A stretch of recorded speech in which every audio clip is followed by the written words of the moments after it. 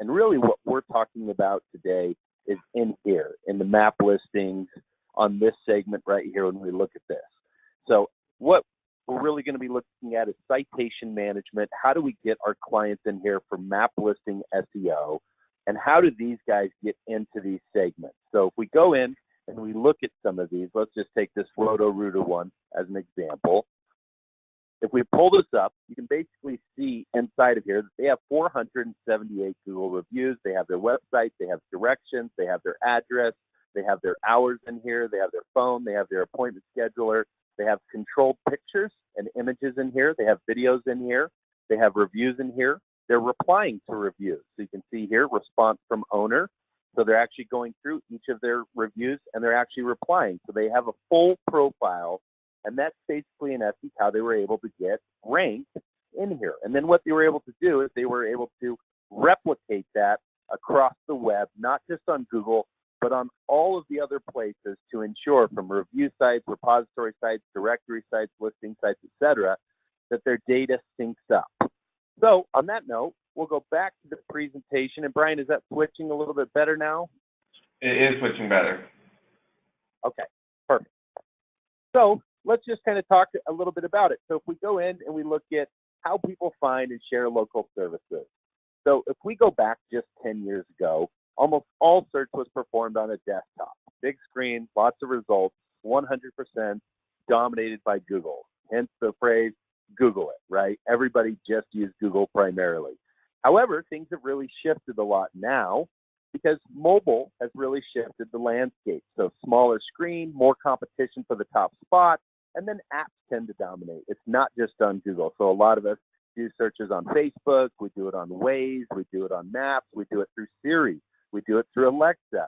We do it a variety of different ways on our mobile device. It is not just on Google, so it's really started to become more and more fragmented, and so we need to make sure that we can be found in all places.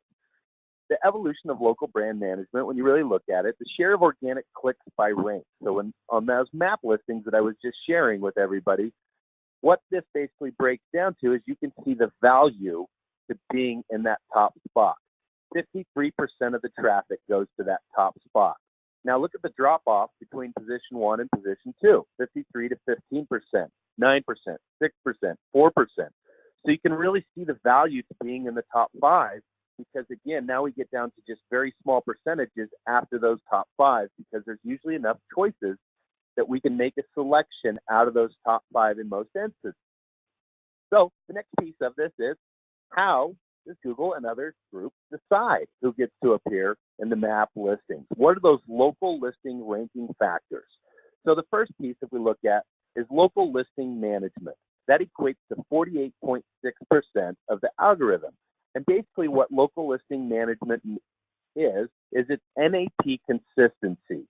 NAP consistency stands for name, address, phone number, consistency. So what that basically means is, as we looked at that listing there for Roto-Rooter, what they want to see is, do you have the same name, the same address, the same phone number, the same hours, the same business information that you have on Google, that you have on Facebook, that you have on yellowpages.com, that you have on Bing, that you have on Yahoo, that you have on Twitter, that you have on Google+, so on and so forth. They want to see that consistency across the board. They also want to see with the 5 main data aggregators that, again, that information is consistent of how they matriculate that information to all of the groups that subscribe to that data. So what they're saying here is you want citation volume, meaning you need to be across the web with the same NAP consistency in all places. Next up, we need to make sure that we're in the correct category. So if we're a plumber, we need to be underneath of the plumbing category in every single place as well. And then we need the correct keywords. So we need things like Denver plumber, Denver plumbing company, Denver drain cleaning company, Denver sewer, Denver septic, and then all of the other keywords that are going to be relevant as well. Next up, of course, is proximity, meaning I can't get someone in Salt Lake City to rank in Denver. They actually have to be in Denver in order to be part of that. And then, of course, domain authority. So, for example, if you have denverplumber.com, that's going to help you as part of this as well. And then if that's segmented with NAP consistency, again, that's going to go to that. Next up is local social. That equates to 5% of the algorithm. So does the client have Google Plus authority? Do they have Facebook likes? Do they have Twitter followers? Do they engage on any of the social outlets that are out there? Next up is review signals, and this one continues to grow. Right now it's at 8.4%, but this continues to grow typically year over year, if not semi-annually as well. So what they're saying with review signals is, do you have review quantity? So do you get lots of reviews? So as you saw with that Roto-Rooter, they had over 400 reviews just on Google alone. Next up is review velocity, meaning are you constantly getting reviews? So it's not good enough to just make an effort once in a while to get reviews. You actually rank better if you're always building reviews on all of your listings across the web.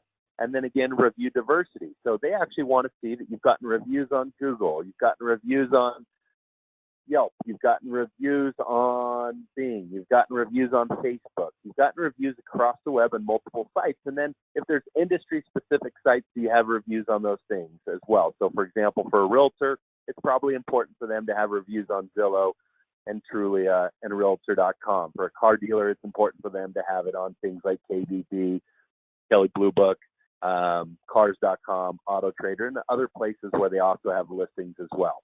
And then, of course, external links, that's 20%. So that's going to be your inbound anchor text, linking with someone with authority, linking domain quantity, etc. Next up is going to be rich content with those profiles. So as you saw on the Roto-Rooter listing there, they have videos, they have pictures, they have images. It's personalized, meaning here's the hours, here's the payment option. They're responding to reviews. And so there's rich content inside of each of those listings. And then, of course, mobile signals, so click-through rate on mobile click-to-call. You can do check-ins, offers, websites, things like that as well. All of those are going to be factors in the local listing ranking factors of how you actually get in here. So this is basically it. Now, we're going to send this out to you guys as well, so you don't have to write all of this down. This will be made available to you as well. And then the last but not least piece that I want to cover before we jump into the platform and what it looks like from the customer end is 90% of consumers read online reviews before visiting a business. One negative review drives away, on average, 30 new customers. So it's really important that clients know where they're getting reviews. It's very hard for an SMB and even for a regional business and for a national business to go out and look at every possible place where they can get a review, and understanding where those reviews are coming in, where they're coming in by location, and then being able to reply to reviews and respond to them. We're going to make that really easy for them because they can log in, see all the reviews that they're getting, and they can reply to the reviews right out of the platform. And now, on that note, we're going to go ahead and jump over to the dashboard here. And let me know, Brian, again, just to check on timing. Is that quick? Yes, we do see your dashboard. Okay, perfect. So this is basically what it will look like. Now, I'm just obviously, as you can see here with Acme Plumbing, I'm in a demo account, so that way we can actually look at it. I'll jump into some real data here in just a sec, but inside of this demo account, this is what this looks like. And so from here, when your clients log in, they'll have this branded to each of the stations. There'll be individual logins for every single station and for every single group within Compul. So we'll be able to look at that of how they log into it. So there'll be a unique URL of where the clients will actually log in. Inside of this, you'll have your business description. So in here we have Acme Plumbing, we have hours, all of that information listed out here. And then what we've done is we go out and we submit this to all of these different sites, so that information will start syncing up across the actual web. I didn't mean to hit the back button there. Give me one sec.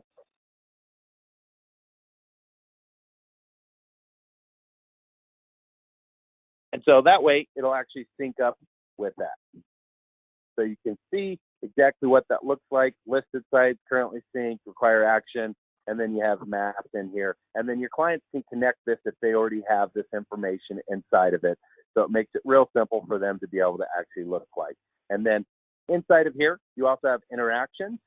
So interactions are going to be reviews. So this is going to be total interactions, new interactions, positive interactions, negative interactions. It's going to pull that information into it. And then from here, it'll also show up rankings. So this is going to be the keywords, how they rank on the maps, organically, Yahoo, and in Bing. and then there's going to be a review generation tool in here. So on that note, I'm going to switch over to where we have some of the clients already, where we set up a white label for some clients. That way we could actually look at some real data inside of it. Brian, did that switch over as well? Again, just checking. Yes, it did. Okay, perfect. So here we have West Coast Safe, just using this as an example. And inside of it, let's go into what the business information is.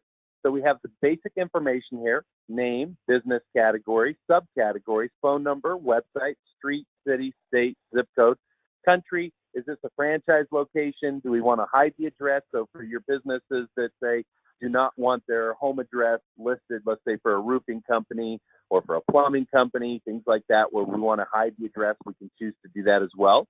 And then from here, we have business details. So here's the business owner information, the owner email, the tagline, year of incorporation, business logo, business cover. And then we have a full business description inside of here. So you can see West Coast Safe, specialized in residential and commercial safes, gun safes, high security vaults and vault door services, so on and so forth. And then we have payment methods listed out here as well. And then we have additional information. So here's the hours of operation: Monday, Tuesday, Wednesday, Thursday, Friday, Saturday, Sunday, Facebook links, Twitter links, and then media in here as well. So here's links to their videos, and then they have different images associated with this, and then they can hit submit if they wanted to update that. But all of this information's already been updated, and you can see it's already synced up across the web in here. Now, because these listings have been synced over time, one of the things that you'll see is on ranking. So if we look at the data inside of it, you can look at how many keywords in Google Maps they rank on position 1 or 2 for. So you can see Liberty USA Saves. They have all of these different versions of keywords that they rank for across the web. And now you can also see here, we're reporting on traditional SEO as well. And that's what the organic here is on Google. So that's your standard SEO. And the reason why we also report on that is because by getting your citations cleaned up, not only will they rank better in the maps, but over time they'll actually start to rank better organically as well. This is one of the things that most SEO groups are going to do right in the beginning, the first couple of months, is try to start syncing some of this data, or at least make an effort on doing a couple of the places, so that way their client starts to rank better on traditional SEO. But you can see on a lot of these unbranded keywords, they rank really well. And then from here, Yahoo and Bing, this is how they rank. And again, you have a huge keyword list here, where in most places they're in position 1 or 2 on most keywords on Google. And then from here, we go back to the interactions tab. Here you can see they have 631 total interactions, 70 new interactions, 250 positive, and only 4 negative interactions. They can sort by type of interaction in here. They can sort by review sites. So if they just want to look at certain review sites, they can look at that information. And then, of course, they can reply to reviews. So all they have to do is hit respond, and they can actually reply to that right here out of the platform as well. So it makes it very easy to say thank you, or, hey, I'm sorry that you had a negative experience. I really want to fix this. I want to help you. Whatever that looks like, depending upon the type of review that's actually coming in, this makes it really easy for them to engage out of a simple platform instead of having to log into different platforms to figure out, am I getting reviews on Facebook? Am I getting reviews on Yelp? Am I getting reviews on Bing, on Yahoo? Am I getting it on yellowpages.com? Am I getting them on Google? They don't have to go out and find them. We'll bring them to one simple place to make it really easy for them to be able to reply to reviews and be able to engage from there. From here, they can also build reviews. So there's a review generation tool built into this as well. So on the review generation tool, we'll just go ahead and click on review generation tool, and now it should take us over here. Give me one sec.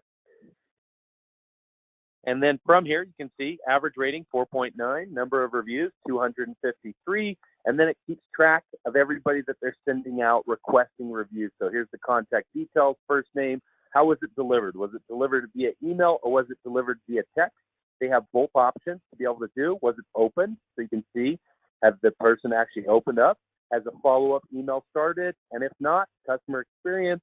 And then if they were going to say something negative, here would be the feedback comments, because we would not ask them to go make it public if you have filtering on. So let me show you what this looks like. So we can, we have our settings here where we can adjust how often do we follow up. Do we want to set up pre-screening? And what pre-screening does is if they're going to say something negative off of the pre-screen, then we don't ask them to go make it public. However, if they're not going to say something negative, then we ask them to go make it public. And then here's our follow-up emails our first follow-up, our second follow-up, the thank you email, when do we want to send any of this information out, and what does that look like? And so they can adjust any of these settings in here based on how they actually want to engage and follow up with people. So it makes it really, really simple for them to be able to manage that process. And then from here, they can also send out invites. They can do it manually, one at a time right here. So they just type in first name, email address, phone number here, and they can do multiples, as you can see here, all at one time like this, or they can just upload a file, as you can see here. So they can actually just upload a CSV file, and they can send it out to hundreds of people all at one time as well. They can also customize and set up different rating and SMS templates here, so you can see what that looks like. And then this is what I was referring to on the filter. So if the person says 1, 2, or 3 stars, it does not ask them when you turn on filter to go make this public.